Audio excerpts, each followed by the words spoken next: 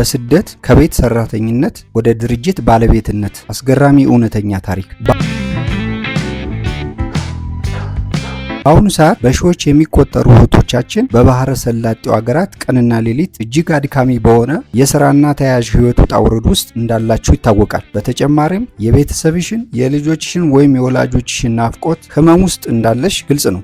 አንዳንዴ ማንም የማያይሽና ዋጋ የሌለሽ ሊመስልሽ ይችላል። ፈጣሪዎችሽን ስታገለግይ ህይወትሽ ዝም ብሎ የሚባክን ሊመስልሽ ይችላል። እናም በውስጣዊና ውጫዊ የስሜት ጫና ውስጥ ሆነሽ ቀኑ ቀንን እየተካ ህይወት እንደ ጅረት ውሃ እየፈሰሰ ይቀጥላል። ታዲያ ዛሬ የምነግርሽ እውነት አንቺ አሁን ያለሽበት ሁኔታ፣ የምትኖሪባቸው ቤቶችና የቤቱ አጥር የአንቺን ነገ ወይም መጻኢ ዕድል በፍጹም አይወስኑትም። አሁን እያሳለፍሽ ያለሽው ትግል የእድሜ ልክ ስራት ሳይሆን ለወደፊት ታላቅ ማንነትሽ ማዘጋጃ ማሰልጠኛሽና የመሸጋገሪያ ድልድይሽ ነው። በዚህ መንገድ መረዳት ይኖርብሻል። ይህንን ካሰብሽ ትልቅ ጉልበት፣ ተስፋና የመንፈስ ብርታት ይሆንሽ።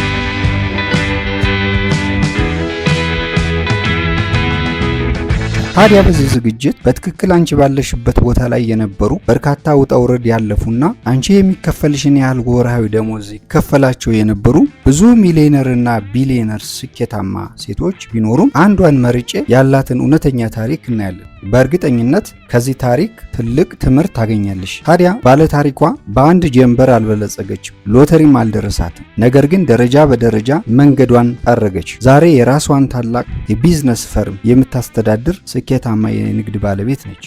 ይህንን እንዴት እንዳደረገችውና አንቺም ደግሞ ምን ማድረግ እንዳለብሽ አብረን እንይ። ቻናላችንን ሼር እና ሰብስክራይብ እንዳትረሺ።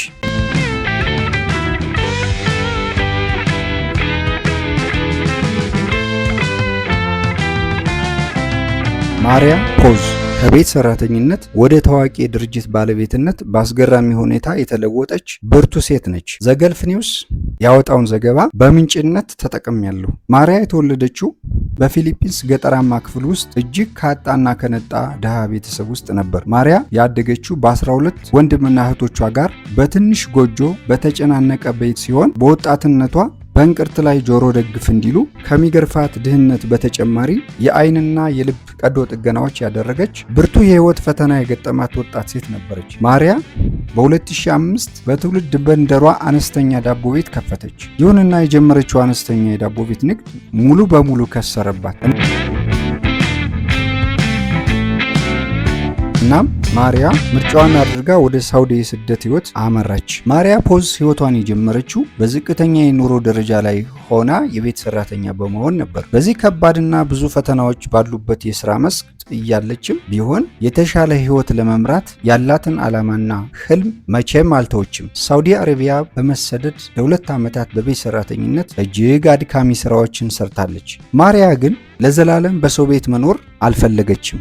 ያለ አግባብ የምታባክናት አንድም 70 ሳንቲም ይሁን ጊዜ አልነበራት። ጊዜያዊ ደስታ ሊሰጧት የሚችሉ ፍላጎቶቿን ገድባ በጭካኔ ትቆጥብ ነበር። ውጤታማ ቢዝነስ መጀመር እና ስኬታማ መሆን ህልሟ ነበር። እናም በረዥም ጊዜ ልትሰራው ላለመችው ስራ የሚጠቅሟትን ስልጠናዎች በሚኖራት ትንሽ ጊዜ ኦንላይን ላይ ትከታተል ነበር። በመጨረሻም ከ2 ዓመት የቤት ሰራተኛ ህይወት በኋላ ያጠረቀመቻትን እያንዳንዷን ድርሃም ይዛ ወደ ተባበሩት አረብ ኤሚሬትስ ወይም ዩኤኢ በመሄድ አነስተኛ ማሪያ ፖዝ ፓስትሪ የተባለ የኬክና የጣፋጭ ምግቦች መሸጫ ድርጅት አቋቋመች። ይህ ድርጅት በጥብቅ የገንዘብ ዲሲፕሊንና በትዕግስት እየተገነባ ወደ ሙሉ እድገት ደረጃ ለመድረስ 4 ዓመታት ፈጅቶበታል። ታዲያ ዛሬ ማሪያ በተባበሩት አረብ ኤሚሬትስ ውስጥ 7 ስኬታማ የጣፋጭና የኬክ ሱቆች በባለቤትነት ትመራለች። ከ70 በላይ ሰራተኞችንም ቀጥራ ታሰራለች።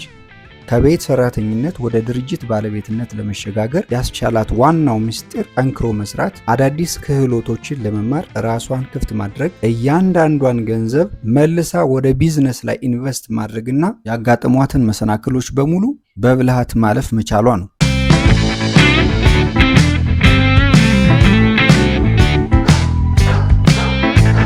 ያገኘችውን እያንዳንዱን ትንሽ አጋጣሚ ለለውጥና ለእድገት ትጠቀምበታለች።